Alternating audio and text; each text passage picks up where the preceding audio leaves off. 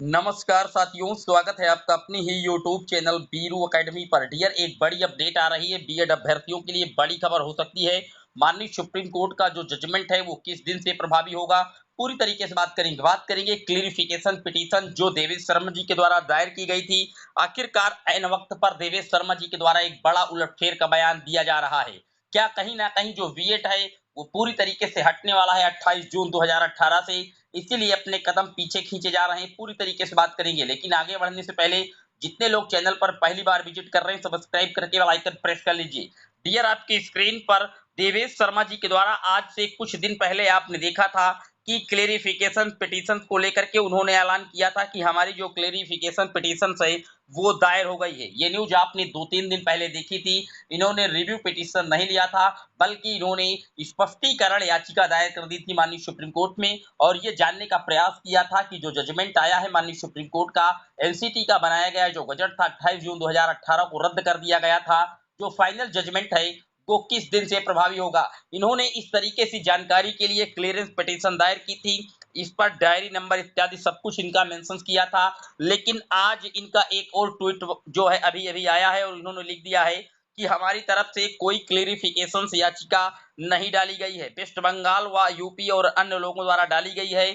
सबसे पहले वेस्ट बंगाल वाली की सुनवाई होगी, उसी में पार्टी बनना पड़ेगा। आप देख सकते हैं, देवेश शर्मा एक तरफ कह रहे हैं कि हमने क्लेरिफिकेशन पिटीशन दायर कर दी है माननीय सुप्रीम कोर्ट में, स्पष्टीकरण याचिका हमने लगा दी है, और 2-3 दिन बाद उन्होंने ये भी लगातार बता रहे हैं कि हमने कोई याचिका नहीं डाली, बल्कि पश्चिम बंगाल और उत्तर प्रदेश के अभ्यर्थियों की तरफ से याचिकाएं डाली गई हैं, और सबसे पहले पश्चिम बंगाल के अभ्यर्थियों की कहीं ना कहीं जो सुनवाई है वो होगी, उसमें हम पार्टी बन जाते हैं। तो क्या कहीं ना कहीं देवेश शर्मा जी डर गए हैं इस क्लेरिफिकेशन पिटीशन को दायर करके? क्या वो समझ रहे हैं कि बीएड को इससे नुकसान हो सकता है? तभी उन्होंने पहले कहा कि हम याचिका दायर की है, और बाद में कहा कि हमने याचिका दायर नहीं की। हमने उनके डायरी नंबर की जब पड़ताल की, माननीय कोर्ट की स्टेटस पर डाला, तो इस डायरी नंबर निकल कर आई है। आप देख सकते हैं कि इस स्टेट डिटेल्स में यहाँ पर पूरी तरीके से जो इनका केस है वो फाइल किया गया था, और पिटिशनर जो एडवोकेट हैं वो नेहा राठी थी। आप इसको देख सकते हैं पूरी तरीके से इनके सारे जो जितनी भी एक्टिविटी की गई है इस संदर्भ में सब कुछ पूरी तरीके से मौजूद है। लेकिन फिलहाल इन्होंने ये कह दिया कि हम इस केस को अप रिट जो है पिटीशन नहीं लगाए हैं, बल्कि हम पश्चिम बंगाल वाली टीम के साथ जुड़ेंगे। क्या कहीं ना कहीं बीएड को खतरा महसूस हो रहा है कि कहीं सुप्रीम कोर्ट गजट को 28 जून 2018 से न रद्द कर दे? इसी के संदर्भ में देवेश शर्मा जी अब अपने जो हाथ पैर हैं वो कहीं ना कहीं पीछे खींच रहे हैं, क्योंकि लगातार ये पहले भी कह रहे थे कि सुप्रीम कोर्ट से बीएड बाहर नहीं होगा। प्राथमिक में हमारे साथ एनसीटी है, केंद्र की एमएचआरडी मिनिस्ट्री है, जिसके दम पर बीएड को इंक्लूड किया गया था पीआरटी लेवल में। लेकिन लगातार जो इनकी बातें हैं वो पूरी तरीके से फेल हुई हैं, और एनसीटी का बनाया गया गजट पूरी तरीके से रद्द कर दिया गया था सुप्रीम कोर्ट में। ना एनसीटी ने रिव्यू लिया, न केंद्र सरकार इनके पक्ष में आई। अब ये केंद्र सरकार से दबाव बना करके ऑर्डिनेंस की बात कर रहे थे, अध्यादेश की मांग कर रहे थे, वो भी पूरी तरीके से विफल दिख रहा है। अब ये क्लियरेंस पिटीशंस को लेकर के जो याचिका दायर की गई थी, इन्होंने हाथ खड़े कर दिए हैं कि हमारे तरफ से कोई याचिका दायर नहीं की गई।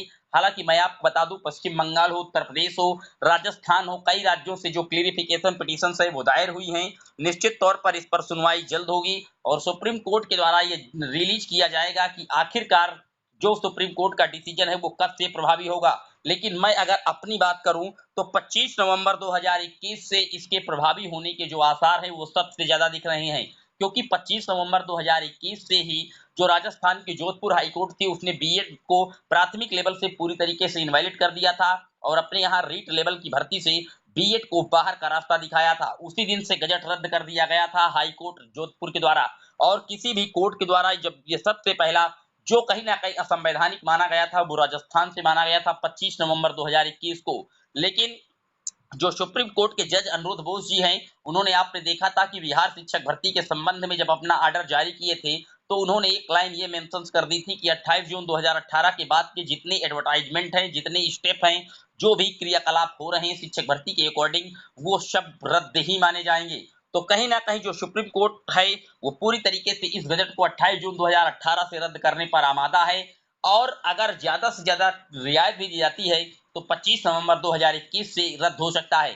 लेकिन काफी कम चांसेज हैं कि जिस दिन जजमेंट आया है उसी दिन से रद्द होगा, 11 अगस्त 2023 से। लेकिन फिलहाल क्लेरिफिकेशन जो याचिकाएं लगी हुई हैं कई राज्यों के अभ्यर्थियों द्वारा लगाई गई हैं, निश्चित तौर पर इस पर जल्द से जल्द सुनवाइयां होने वाली हैं। आप जानते हैं कि इस पर डीएलएड के जो स्टूडेंट हैं वो यही चाहते हैं कि गजट जब से बना है तब से रद्द हो, लेकिन बीएड चूंकि काफी ज्यादा राज्यों में बीएड के भर्ती शिक्षक बन करके सेवाएं दे रहे हैं, तो उनको बचाने के लिए जो बीएड के कैंडिडेट्स हैं वो यही चाहते हैं कि जजमेंट जब से आया है तभी से प्रभावी हो। लेकिन मेरी राय में मैं आपको बता दूं 25 नवंबर 2021 से ये जजमेंट प्रभावी हो सकता है, लेकिन सुप्रीम कोर्ट जिस तरीके से तल्ख लहजे में पेश आ रहा है वो 28 जून 2018 से भी इस गजट को पूरी तरीके से रद्द मान सकता है। आपकी राय में क्या कुछ है? आप भी अपनी राय कमेंट बॉक्स में मेंशन कर सकती हैं। आखिरकार देवेश शर्मा जी के द्वारा अपनी बात से क्यों पलटा जा रहा है? क्या वो समझ रहे हैं कि बीएड पूरी तरीके से धीरे-धीरे प्राथमिक लेवल से हट रहा है? क्या राय है आपकी? कमेंट बॉक्स में ज़रूर मेंशन कीजिएगा। फिर मिलेंगे एक और वीडियो में, तब तक के लिए जय हिंद, जय भारत।